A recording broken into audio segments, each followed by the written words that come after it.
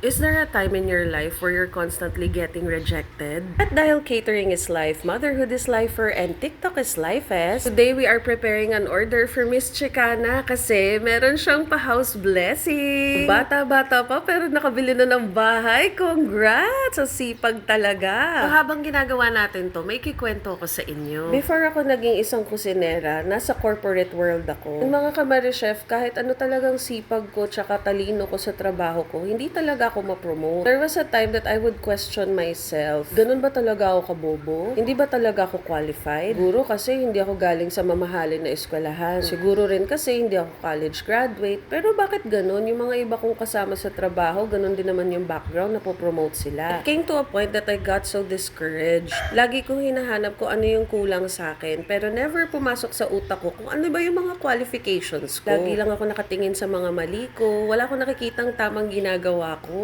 Sabi nga, 'di ba, we are our own greatest critic. I ended up always bending to something that I am not really good at. And it consumed so much time for me to learn something new. Well, it's actually good, but then again, I always focused on what I was lacking. I never focused on the qualities that I already have. Lagi ako nare-reject. Until such time, I met my husband. Bilis-bilis niya talaga ma-promote, and I thought it is because of the education that he has, the name of the school that he came from. Tapos ginagaya ko yung work ethics niya, talagang hindi siya nag-a-absent, hindi siya late, as in talagang sinipagan ko pa. Pero mga kamari chef, hindi pa rin talaga ako na-promote. Sabi ko, Lord, gusto ko maging kasing successful ng asawa ko, bakit hindi niyo mabigay sa akin to? And then one day, my husband told me that I was really good sa mga household chores, mas marami akong alam sa pagiging tubero, kusinera, yung mga bagay na doon ako nag-e-excel, siya yung nakakita. Ang sarap ko daw magluto, lagi siyang nagpapaluto sa akin para sa mga kaopisina niya. Pinagyayabang niya talaga ako. And looking back, lahat pala ng mga pinagdaanan ko na yun ay hindi rejection, mga kamari chef. It's redirection. Minsan may mga bagay tayo na gusto pero hindi naman pala para sa atin. Minsan yung pinagpipray mo, ibinibigay naman sa'yo pero hindi sa way na na-envision mo na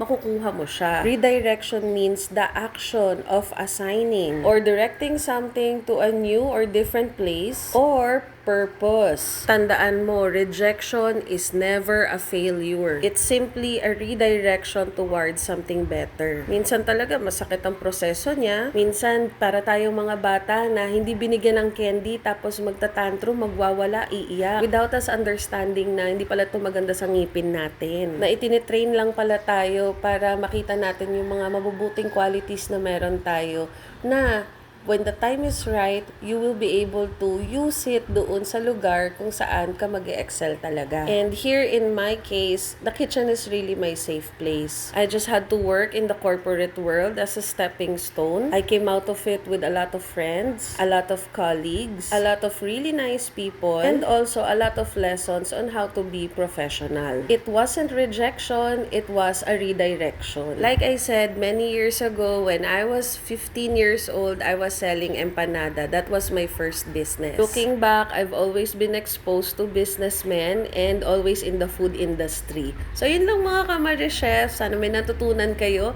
And again, congratulations sa'yo, Chicana. Sobrang deserve mo yung new house mo. Ayun lang. Bye-bye!